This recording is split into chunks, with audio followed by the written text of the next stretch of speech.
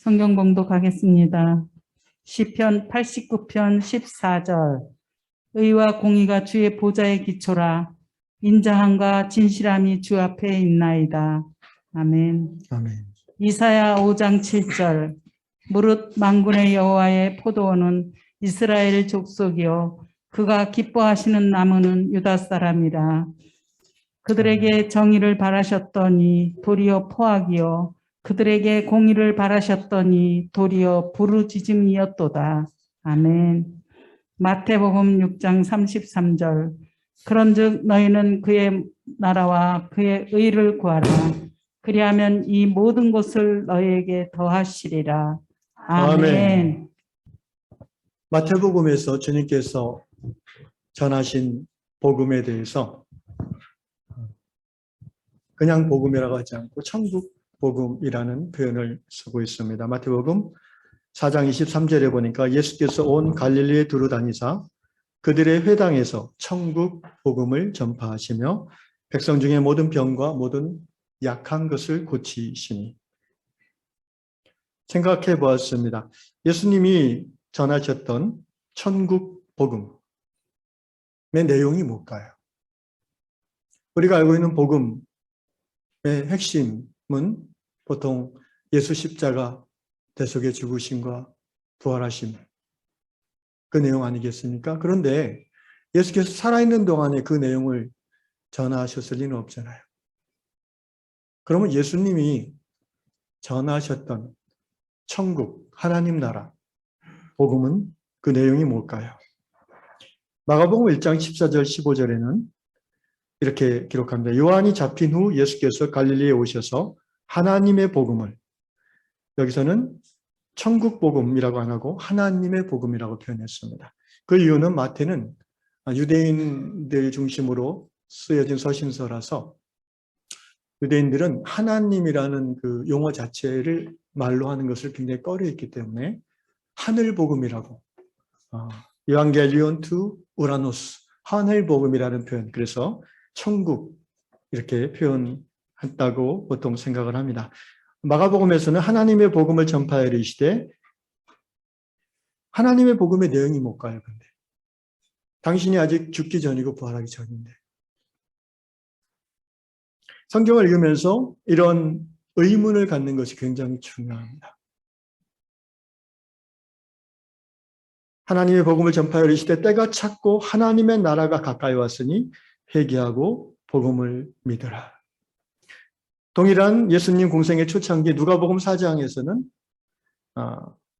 주의 성령이 내게 임하셨으며 하면서 이사야서의 말씀 인용하시면서 여호와의 은혜의 해를 전파하려 합니다. 이렇게 당신 스스로 당신이 이 땅에 오신 목적을 설명하셔요. 여호와의 은혜의 해, 천국 복음, 하나님의 복음, 여호와의 은혜의 해. 여러분 이 단어들에서 뭔가 마음속에 잡히는 것이 있으면 좋겠습니다. 예수님이 전하셨던 하나님의 복음은 당연히 그 시대의 하나님의 말씀, 구약 성경에 담겨 있는 내용일 겁니다. 그렇지 않습니까? 십자가 부활은 그 구약 성경이 말하는 하나님의 복된 소식의 정점이요 결론이죠. 성취죠. 그런데 그 몸통되는 내용은 구약 성경을 깊이 이해할 때 우리가 깨달을 수 있습니다.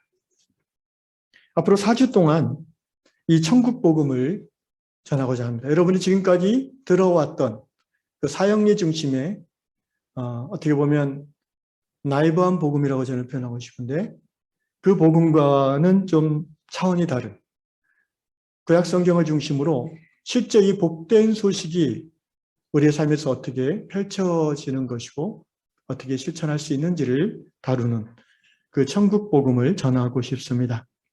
구약과 신약 전체를 관통하는 이 거대한 주제, 뭐죠? 하나님 나라죠.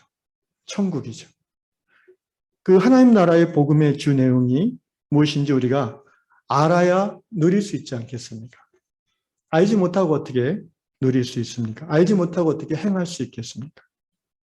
그러므로 하나님 나라 복음의 내용을 이해하고 아는 것은 선택의 문제가 아닙니다.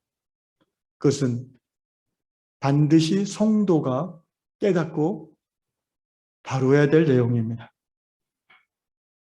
천국 복음은 지식에서 끝나지 않고 믿고 알고 행함으로 이 세상 속에서 우리가 누릴 수 있는 복된 소식 복음입니다.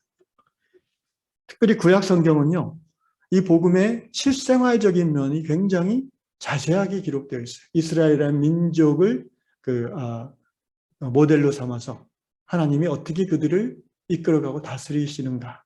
구체적인 삶의 내용. 예수 십자가 죽으심과 부활만 자꾸 생각하면 종교는 있지만 삶은 실종될 수밖에 없어요.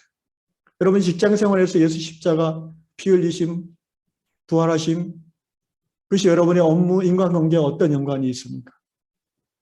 별로 없을걸요. 교회에 와서는 아주 중요하죠.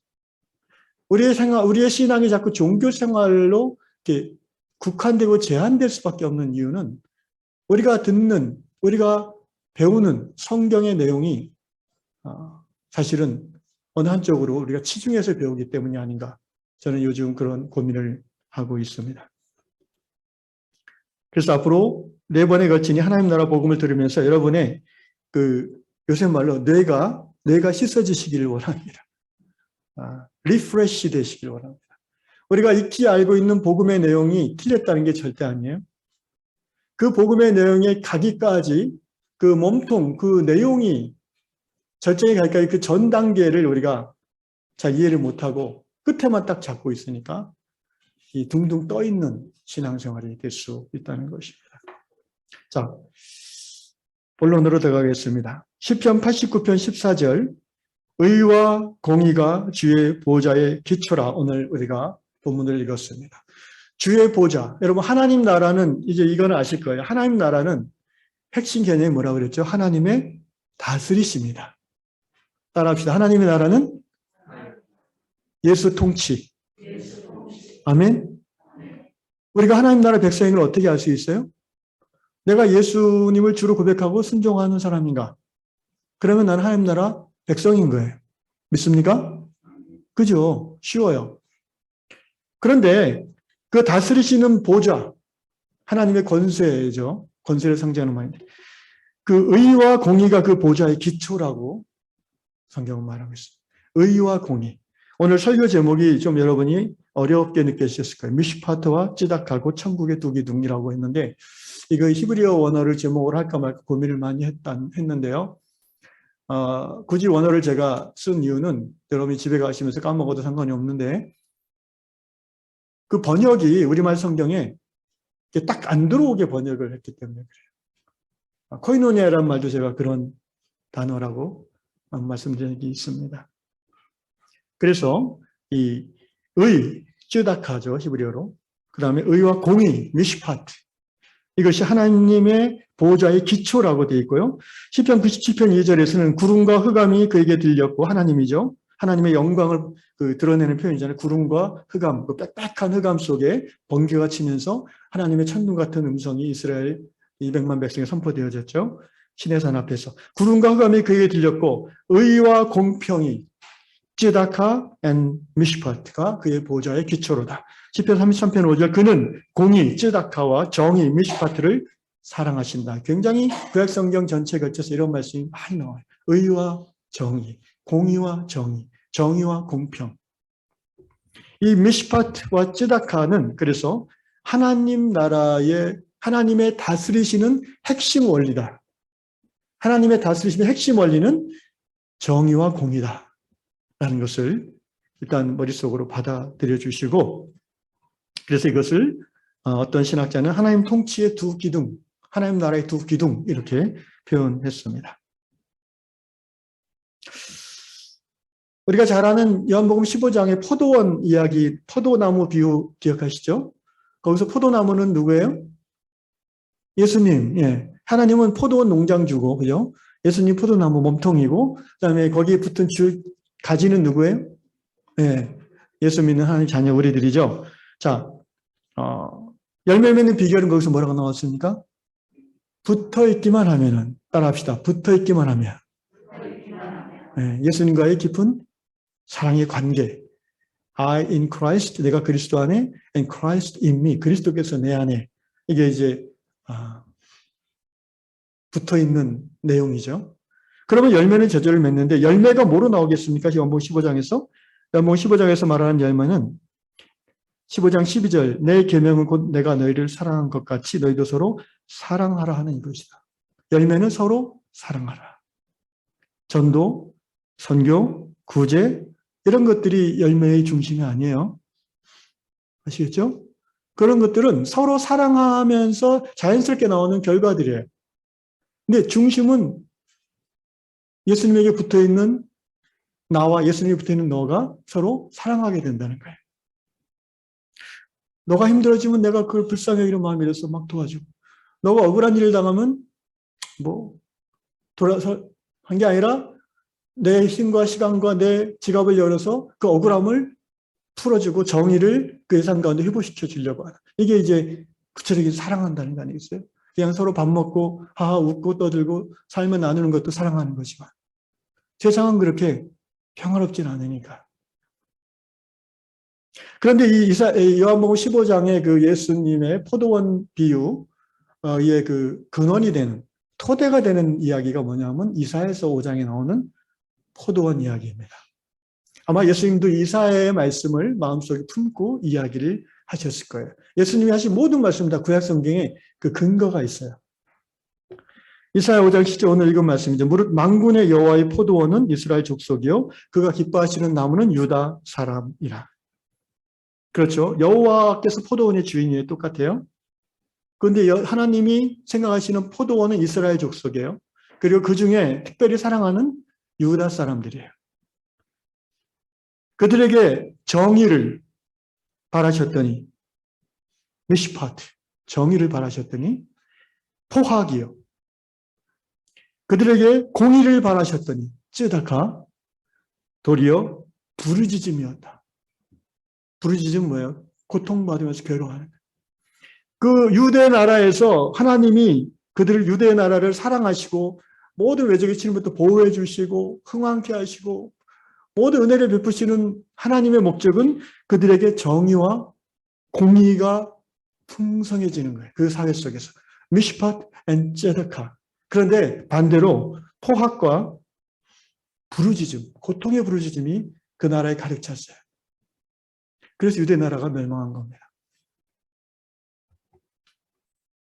하나님이 통치하신다라고 했을 때에 두 가지 핵심 원리는 그 하나님 통치받는 그 사회 속에서, 그 나라 속에서, 그 교회 안에서, 개인 속에서 이 미시파트와 쯔다카, 하나님의 정의와 하나님의 공의가 실현되는 나라를 말하는 것입니다. 우리가 죽어서 가는 그 나라는 성경이 말하는 천국의 본질이 아니에요. 아니라고요. 아멘? 제가 한 10번 이상 얘기했는데 아직도 여러분의 마음, 얼굴 표정이 의심의 표정으로. 지금까지 수십 년 들었던 것과 좀 다른데 약간 이상한데 뭐 이렇게 아니라고요. 예수 믿고 죄사함 받아 죽어서 천국 가는 거 그게 성경이 말하는 복음의 본질이 아니라고요. 그거는 그냥 선물로 주시는 거예요. 당연하게. 아멘? 중요한 거는 하나님의 나라는 이 세상에 임하는 나라라고 했잖아요. 예수께서 주기도문에서 가르치셨어요. May your kingdom come. 아버지의 나라가 임하옵소서. 그런데 자꾸 임하게는 안 하고 갈 생각만 해요. 잘 먹고 잘 살다가 가서 거기서 잘 먹고 잘 살라고. 여러분 그 정도를 누리려면 딴 종교 가도 돼요. 절에 가도 돼요. 네. 천국은 이미 너희 가운데 임했다라고 했어요. 여기서 천국 누리지 않고 갑자기 어느 날 천국 가면 당황해요. 그렇지 않을까요? 여기서 내 중심으로 막 좋을 대로 살다가 천국 가면은 하나님 중심, 이웃 중심으로 막 이렇게 모든 것이 그렇게 그러면 거기 익숙하지 않은 사람은 힘들 수 있어요. 물론 하나님이 긍휼을 베풀어서 잘 해주시겠지만 그래서 이 미슈파트와 찌다카라는 이 두 단어는요, 선지자들의 선지서에는 항상 나오는 단어들이에요. 창세기부터 나오는 단어들이고요. 그런데 이 두 단어의 그 의미는 사실 이렇게 꼭 선명하게 나누어지지는 않아요. 구약성의 전체 용례를 보면. 한 단어처럼 사용될 때가 많아요. 그러니까 어떤 때는 미슈파트를 정의로 번역했다가 어떤 때는 공의로 번역했다가 공평으로 번역했다가 왔다 갔다 해요.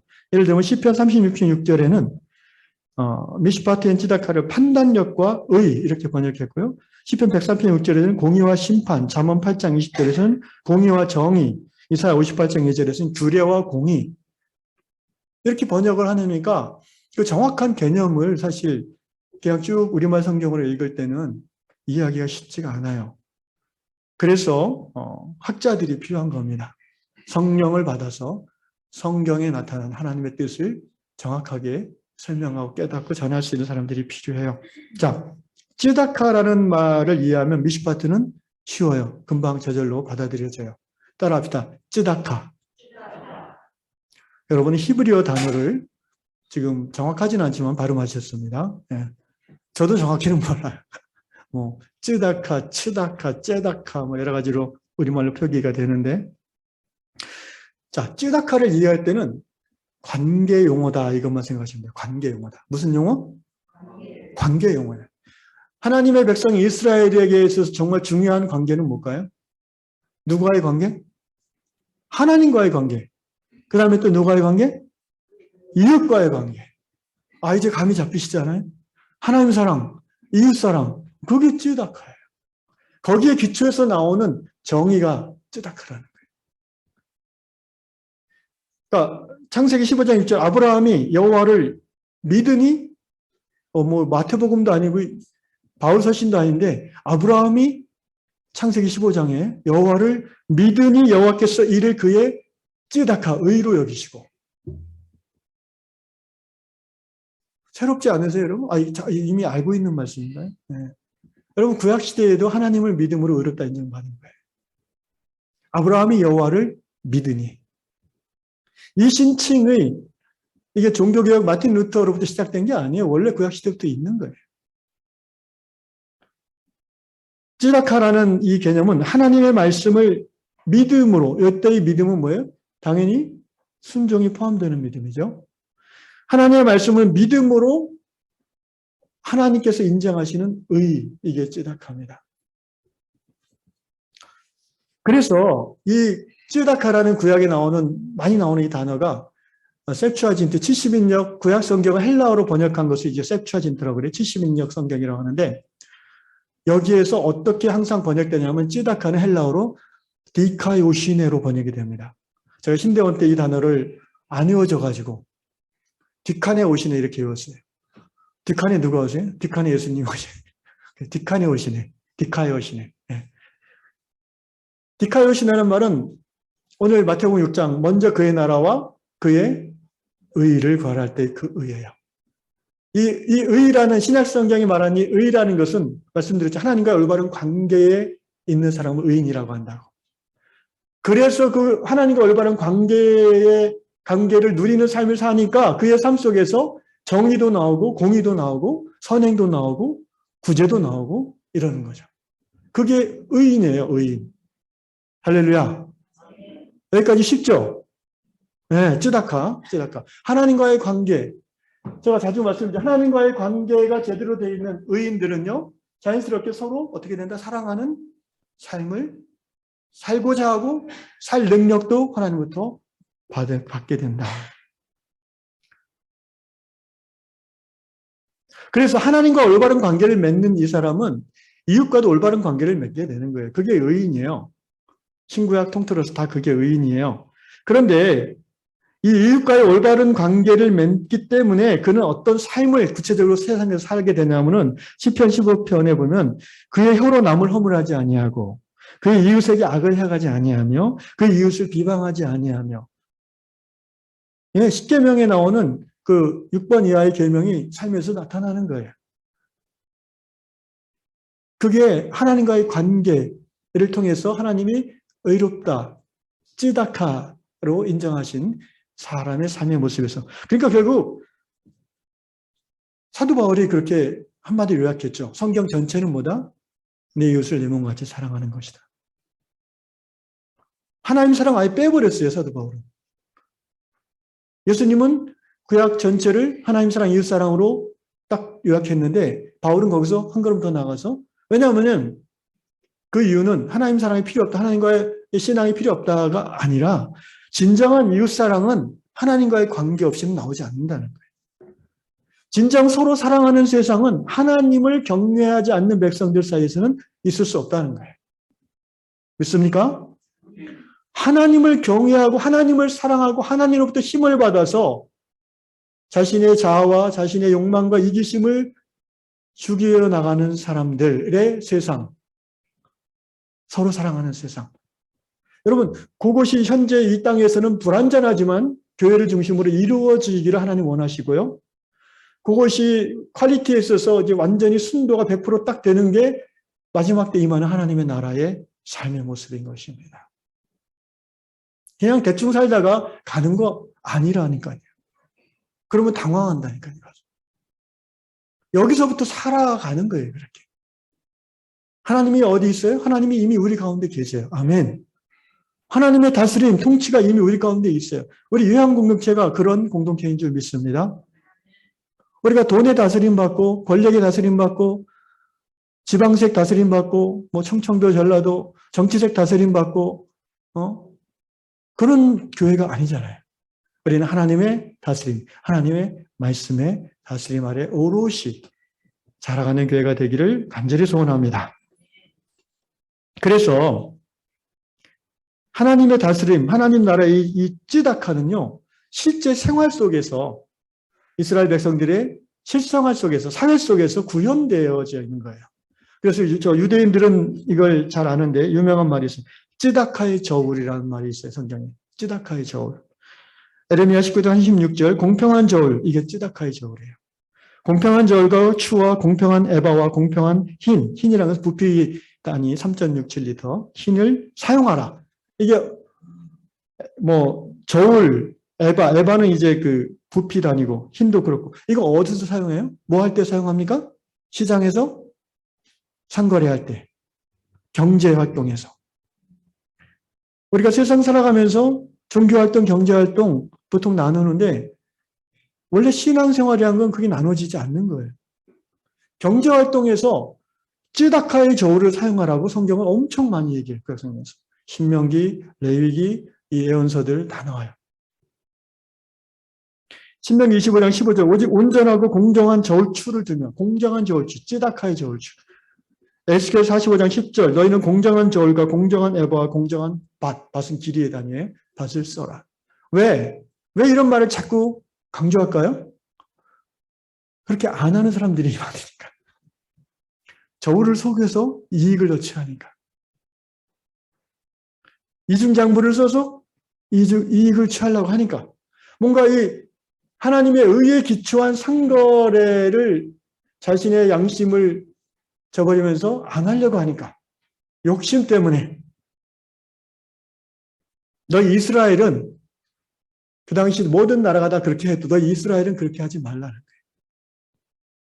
왜? 너희는 하나님의 백성이고 하나님이 다스리시는 나라니까. 찌다카와 미시파트를 행하라는 겁니다. 또 이 찌다카라는 말은 구약성경에서 하나님 입장에서는 어떤 용도로 많이 쓰여지냐면은 인간의 비참한 처지를 보고 불쌍히 여기셔서 바로잡으시고 그 비참하게 만든 악한 상황을 바로잡으시고 건져내시는. 그래서 많은 경우 찌다카라는 단어가 성경 구약성경에서는 구원과 같은 의미로 쓰입니다. 하나님의 구원하심. 그리고 그것이 이웃과의 관계에서 우리가 정의를 행한다고 했을 때 잘 생각해 보세요. 어떤 사람이 억울한 일을 당해. 권력 있고 힘 있는 사람이 그 쟁쟁한 변호사들, 비싼 변호사를 동원해가지고 분명히 자기가 잘못해놓고는 이 사람에게 억울함을 씌우고 이 사람은 이제 힘이 없고 돈이 없으니까 그냥 당하는 거예요. 똑같은 죄를 지어도 어떤 사람은 집행유예 나오고 어떤 사람은 뭐 몇 년 받아도 늘 병원에서 널널하게 살고 있고 어떤 사람은 죄 같지도 않은 죄인데 증거도 안 됐는데 막 징역 4년 받고. 이게 억울이라는 거, 억울함이라는 거, 억울함. 세상은, 죄악된 세상은 억울함을 만들어내는 세상이에요. 자, 찌다카는 뭐예요? 내 형제가 그런 억울함을 당했어요. 어쩔 수 없지, 뭐 세상에 그건 찌다카가 아니에요. 이 공정의를 행한다는 건 뭐예요? 얼마나 힘들까? 긍휼. 하나님이 나를 긍휼히 여기는 그 마음으로 형제가, 억울함을 당한 형제가 긍휼히 여겨지는. 그래서 그 형제를 위해서 발벗고 나서는 나와 우리 교회와 믿는 모든 사람들이 연합해서, 방식이 다양하겠지만 그 거대한 힘, 권력, 세력에 대해서, 악의 세력에 대해서 작은 힘없는 소수지만 이 찌다카를 마음에 품고 있는 사람들은 뭉쳐서 행할 수 있는 거예요. 하나님의 역사는 그래서 진전되고 발전되어지는 겁니다. 여러분, 노예 해방은 그런 하나님의 역사의 발전의 결론이에요. 만민 평등? 이런 거 여러분 3, 400년 전에는 없었어요. 그렇지 않아요? 그래요? 할렐루야. 그래서 쯔다카는요, 어떤 정의냐면은 분노로서 너 틀렸어, 이 나쁜 놈! 게 아니라 긍휼이 토대가 되는 정의. 이게 쯔다카예요. 긍휼. 긍휼이 토대가 되는 정의. 세상에서 말하는 분노의 정의가 아닙니다. 정리하면요, 쯔다카는 정의, 공의, 의로 번역되는 그런 단어고, 관계 기반, 하나님과의 관계, 나와 너와의 관계, 이웃과의 관계에 기반한 의미를 담고 있다. 하나님을 경외하고 사랑하는 자, 하나님의 긍휼을 힘입어 구원 얻은 사람들이 이웃과 올바른 관계를 맺고 살아가는, 그것이 이제 정의로운 삶이에요. 특별히 힘없는 이웃이 억울한 일을 당할 때에 긍휼의 마음으로 억울함을 풀어주려고 정의에 참여하는, 이것이 쯔다카예요. 그럼 미시파트는 뭐냐? 이제 미시파트는 쉬워요. 이 쯔다카, 하나님의 의가 율법 또는 법 또는 어떤 규칙의 근거에서 이루어지는 사회, 이게 미시파트가 실천되는 사회예요. 그러니까 쯔다카가 실현되어지는 공동체를 말하는 거예요. 미시파트. 그게 하나님의 공의예요. 그러니까 하나님의 공의는 쯔다카에 기반하여 그것이 생활 가운데 실천되어지는 그 사회. 그래서 이 미시파트는 법, 재판, 규례 또는 심판, 이렇게 번역이 됩니다. 자, 고대 이스라엘에 있어서 이 미시파트와 쯔다카가 이루어지는 장소는 어디일까요? 성문 앞입니다. 성문 앞. 고대 이스라엘 사회에서 성문 앞은 누군가의 덕행을 공개적으로 칭찬하는 그런 뭐 오늘날 마을회관 같은 자리이기도 하고, 또 중요한 그 마을 공동체 전체의 어떤 것을 결정하는 거래가 이루어지는, 다른 부족과 이루어지는 장소이기도 하고, 또 그렇지만 성문의 가장 상시적이고 중요한 기능은 뭐냐면은 재판이 이루어지는 것이, 오늘날의 법정이라는 거예요.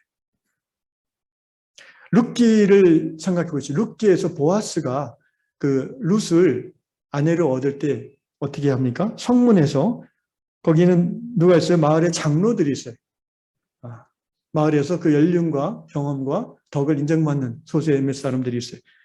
그래서 그 사람들이 앞에 보아스가 이 고엘에 대해서, 기업 물을 자에 대해서 이제 1순위가 포기하니까 내가 2순위니까 내가 하겠다 해서 이제 룻을 합법적으로 아내로 맞아들이는 그 장소가 바로 성문 앞이에요.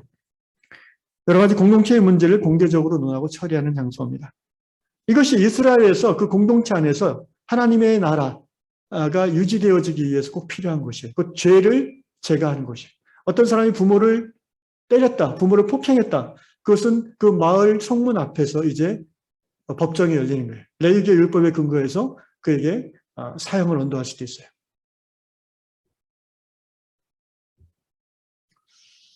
그런데 문제는 예언서에서 선지자들이 강조하는 것 중에 하나가 뭐냐면은 외모와 뇌물을 받고 너희 판결을 굳게 하지 말라라는 말을 많이 해요. 요새 오늘날 말하면 법정에서 가해자와 피해자가 있는데, 가해자가 외모란 말은 이제 그의 어떤 재산, 신분, 권력, 위치 이런 걸 말하는 거예요. 그다음에 뇌물은 뭐예요? 그 판결을 내리는 법관 또는 기소하는 검사 또는 변호사일 될 수도 있죠. 에게 이제 뇌물을 주는 거예요. 왜 그럴까요? 그 사람들이 왜 돈 많고 힘 있는 사람들이 자기의 권력을 사용하고 뇌물을 줄까요? 자기의 유리한 판결을 얻어내려고. 그러니까 판결을 굽게 하려고. 미시파트가 실현되지 않게 하려고.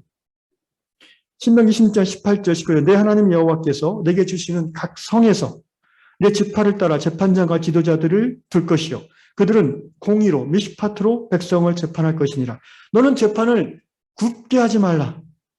사람을 외모로 보지 말며 또 뇌물을 받지 말라. 뇌물은 지혜자의 눈을 어둡게 하고 의인의 말을 굽게 하느니라. 악한 자가 성경은 이런 이 굽게 하는 자를 악한 자라고 그래요. 악한 자가 자신의 사회적 지위와 뇌물을 통해서 구분 판결을 얻어냈어요. 잘못된 판결을 얻어냈어요. 그러니까 미시파트가 실행되지 못하게 했어요. 그러면 이 약한 사람, 억울함을 더 당한 사람은 이제 어디에 하소연해요? 하소연할 데가 없어요. 대법원에서 끝났어요. 우리나라 현대 역사에서 그래서 사형받은 사람도 많고, 그죠? 20년, 15년 갇혀있던 사람도 꽤 있어요. 관심이 없으시면 잘 모르지만 있습니다. 찾아보세요. 그 사람들이 어디다 하소연할 거예요? 이 억울함을, 이 원통함을, 그렇게 해서 자식이 죽은 그 부모는 그 억울함을 어디서 하소연할까요? 군대 80년대만 해도 데모하다가 이제 대학생들이 군대 끌려가서 시체가 돼서 오는 사람들이 있었잖아요. 그 어머니, 아버지의 그 원통함을 어떻게 풀까요? 하나님에게 하소연할 수밖에 없는 거예요.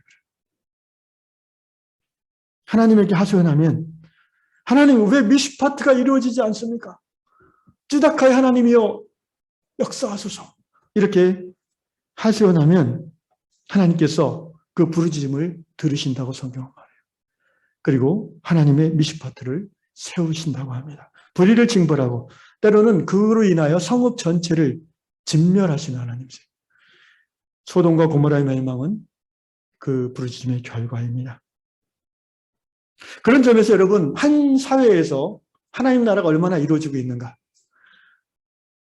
그 사회 속에서 미시파트와 찌다카가 잘 진행되고 있는가를 판별하는 주 여부는 그 사회의 사회적 약자들, 가난한 사람들 또는 보통 사람들이 어떤 대우를 받고 있는가를 통해서 알아볼 수 있어요. 특별히 법정에서 말입니다. 여러분, 우리나라는 지난 100년간 세계 2000년 기독교 역사상 유례없는 기독교가 부흥한 나라로 전 세계가 알고 있어요.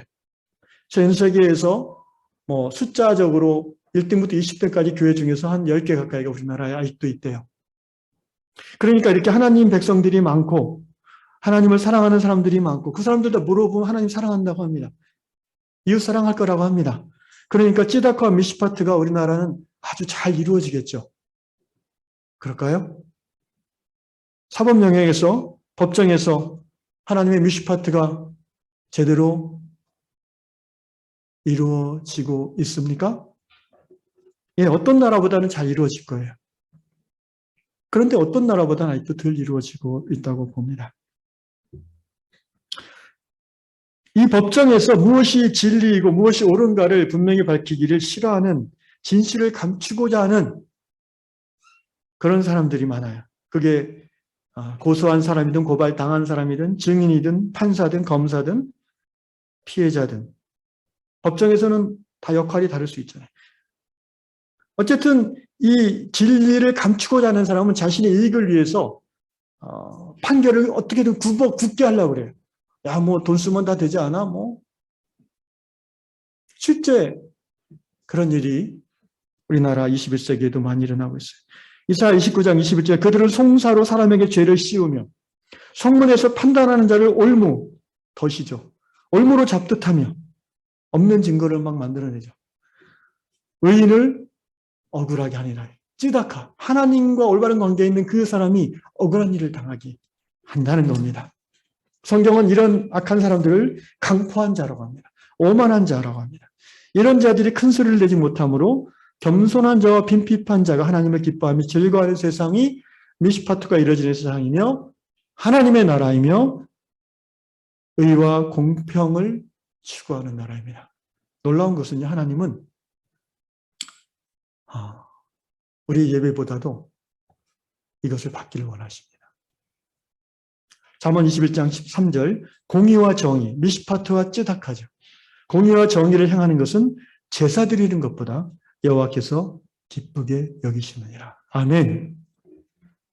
오늘 우리가 주일 예배 드리는 것보다 이것도 하나님을 기쁘시게 하지만 이것보다 더 하나님을 기쁘시게 하는 것이 바로 이 쯔닥하를 여러분의 개인의 삶과 가정과 공동체 안에서 행하는 거예요. 미시파트가 세워지는 거예요.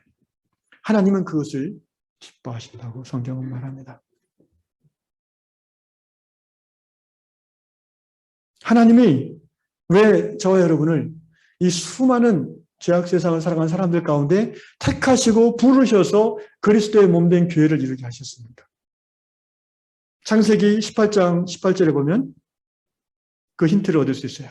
하나님이 아브라함을 부르신 이유를 알면 하나님이 오늘 우리를 부르신 이유를 알 수 있어요.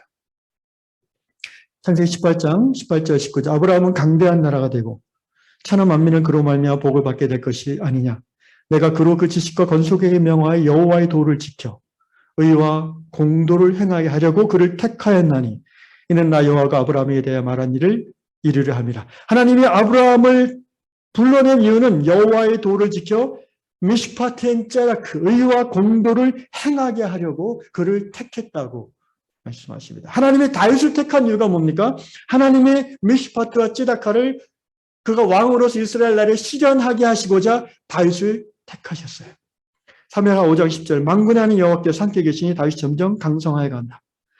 사무엘하 8장, 다윗이 어디로 가든지 여호와께서 이기게 하셨더라. 사무엘하 8장 15절, 다윗이 온 이스라엘 다스려 다윗이 모든 백성에게 미시파트엔 쯔다크, 정의와 공의를 행하니라. 보통 우리가 이스라엘, 다윗의 왕국, 다윗의 나라를 이루옵소서. 유대인들이 예수님 당시에 꿈꿨던 메시아가 다윗의 메시아잖아요. 지금도 그들은 그런 나라를 꿈꿔요. 그런데 여러분 오해하시면 안 돼요. 성경이 말하는 메시아가 임할 때 다윗의 나라를 회복할 수, 그 다윗의 나라가 세계 최강대국을 말하는 게 아닙니다. 땅 넓고 군사력 1등이고 경제력 1등이고 그걸 말하는 게 아니에요. 그것과 하나님의 나라는 상관없어요. 만군의 여호와라는 말은 전쟁을 좋아하는 하나님이란 말이 아니에요. 군대의 하나님이란 말이고요. 근데 이 말을 오해해가지고 만군의 여호와께서 우리 함께 계시면서 자꾸 침략하고 이런 기독교 역사가 있었어요. 하나님 앞에서의 강성함이란 세상 나라의 강대한 것은 다른 개념입니다. 하나님이 원하시는 나라는 군사력과 경제력과 인구와 땅의 크기로 결정된 나라가 아니에요. 그렇다면 하나님이 아브라함을 왜 갈대아 우리에서 불러낼 필요가 없는 거예요. 거기가 바벨론, 거기가 요지잖아요. 거기서 제국을 만들게 하죠. 왜 저 가나안 땅 끄트머리를 불러내셨어요? 하나님이 원하시는 하나님의 나라는요, 세상 나라의 그 개념하고 다른 거예요. 그래서 예수께서 내 나라는 이 세상에 속한 나라와 같지 않다라고 하셨잖아요. 그런데 자꾸 왜 기독교인들은 크고 강하고 웅장하고 위대하고 자꾸 이런 것 속에서 하나님께 영광 돌린다고 착각을 해요. 그렇지 않아요. 그거는 여러분 성경을 보면 바알이고 그거는 그모스예요. 권력의 신이고 풍요의 신들이 그렇게 받는 거예요. 이스라엘의 하나님, 예수 그리스도의 하나님은 그렇게 영광받지 않는다는 거예요. 왜 유황교회를 굳이 하나님이 여러분을 불러내셔서 모이게 하셨을까요? 그 이유와 목적을 정확히 모르면 우리는 모일 필요가 없는 거예요, 사실은. 그냥 우리끼리 편하니까 우리끼리 예배 생활하고 우리끼리 이 땅에서 서로 행복하게 살고 예수 믿고 하나님의 이유를 우리가 깨닫고 받아들여야 돼요. 미시파트 쯔다크, 하나님의 나라예요.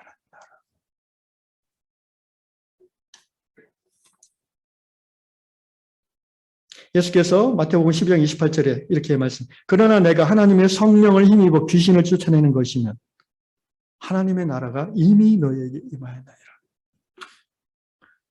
귀신을 쫓아내면 하나님의 성령을 힘입어 귀신을 쫓아냅니다. 사람이 왜 귀신 들릴까요? 사람이 언제 미쳐버리나요? 억울함, 원통함, 무자비한 폭력과 지속적인 학대, 불공평함, 가진 자들의 강대한 그 리그, 약자들은 도무지 거기로 올라갈 희망이 없어지는 세상. 이게 사람을 미치게 하는 겁니다. 젊은이들을 미치게 하는 세상이에요. 20대의 분노의 이유가 여기에 있어요. 불공정과 몰상식이 그 사회를 주도하려고 할 때 정신이 온전한 사람들은 미칠 것 같은 느낌을 받아요. 그런 고통 속에 귀신이 스며드는 거죠. 분열된 마음에 침입하는 거죠. 뭐 여러 가지 귀신 들림의 이유가 있지만 보편적으로 이렇다는 거예요. 예수께서 성령의 능력으로 귀신을 쫓아낸다는 건 뭐예요? 미친 사람을 온전하게 치유하심은 그 불쌍히 여기심으로 구원하는, 이게 이제 찌다카라고 했잖아요. 사람을 미치게 만드는 그 당시 불의하고 악한 세대 속에서 귀신 들렸다고 또 비난받고 소외받는 그 억울함, 그거를 그 당시 예수님의 사회에서 예수님이 할 수 있는 거는 뭐예요? 신적인 능력으로 치료해 주는 것밖에 없는 거예요. 그 시대에는. 그런데 그래서 하나님 나라가 임한 거예요. 예수님이 이 땅에 오심으로 하나님 나라가 임하기를 시작한 거예요. 본격적으로. 귀신이 쫓겨나고 소경의 눈을 뜨고 구약 성경에는 나타나지 않는 기적들. 그게 하나님 나라가 이 땅에 임했다는 증거라고 예수님이 말씀하셨어요.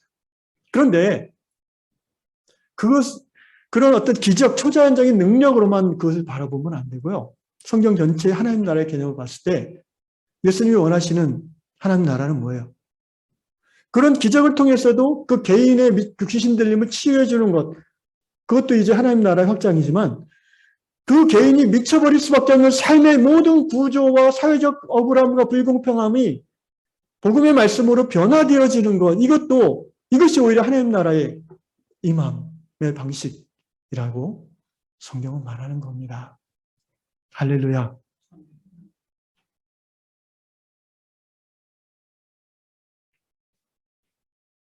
말씀의 결론 맺겠습니다. 너희는 먼저 마태복음 6장 33절입니다. 그의 나라와 그의 의를 구하라. 이 말씀이 하나님께서 유황을 부르신 이유입니다. 이 세상 속에서 불의와 억울함이 여전히 있는 이 세상 속에서 하나님의 나라를 보여주라는 거예요, 너희가. 어떻게? 너희의 서로 사랑하는 삶의 모습을 통해서, 또 너희가 억울한 자, 원통한 자를 찾아가 돕는 그 모습을 통해서 세상 사람들이 정말 하나님의 나라, 교회가 하나님의 나라구나. 교회는 하나님의 사랑을 실천하는구나. 이것을 보여주라는 거예요. 눈만 돌리면 십자가 많은데 굳이 따로 왜 여러분을 모이게 했어요? 여러분의 모이는 동기는 우리끼리 편안하게 예배드리고 신앙생활하는 모티브는 그걸로 좋게 해요. 그런데 너희가 죽을 때까지 거기에 머물러 있을 거예요? 하나님이 그걸 원하실까요? 여러분, 고정되어 있는 것은요, 퇴보할 수밖에 없는 거예요. 고여있는 물은 맑아져야 썩어요. 썩을 수밖에 없는 거예요. 하나님이 여러분에게 그 소원을 일으켜서 8년 전에 이 교회를 시작하게 하셨는데 8년이 지나도 여전히 거기 동기에 머물러 있다? 10년, 15년이 지나도 그렇다? 그러면은 하나님이 더 이상 사용하지 않으실 거예요. 너희 안에 소원을 품고 행하게 하신 하나님이시잖아요. 빌립보서. 그 소원 좋아요. 근데 거기에 머물러 있으면 안 된다는 거예요. 이 세상 가운데 하나님이 살아계심을, 하나님의 다스리심을, 하나님의 나라를, 미슈파트와 째다카가 이루어지는 것을 하나님을 모르는 사람들이 보게 되는 그런 교회를 하나님은 이루기를 원하십니다. 우리 그 교회를 향해서 함께 나아갑시다. 아멘. 잠언 29장 18절에 묵시가 없으면 백성이 방자에 행한다고 그랬어요. 율법을 지키는 자는 복이 있는. 묵시, 이게 히브리어로 하존이라는 말인데 영어로 비전으로 번역했어요. 여러분, 하나님의 꿈이 없으면 이양 성도들이 우리가 방자하게 돼요. 아, 이 정도면 됐지 뭐. 교만해져요. 뭐 다 그렇지 뭐. 목사님도 그런데 뭐. 이런 마인드가 이제 방자한 거예요. 왜 그렇게 돼요? 묵시가 없어요. 비전이 없어요. 하나님이 주시는 꿈을 공유하지 않고 있어요. 다 자기 옳은 대로 이렇게 합시다, 저렇게 합시다. 그러면 방자해집니다. 하나님의 나라가 이러한 공동체를 통해서 세상 가운데 드러나기를 예수의 이름으로 축원합니다.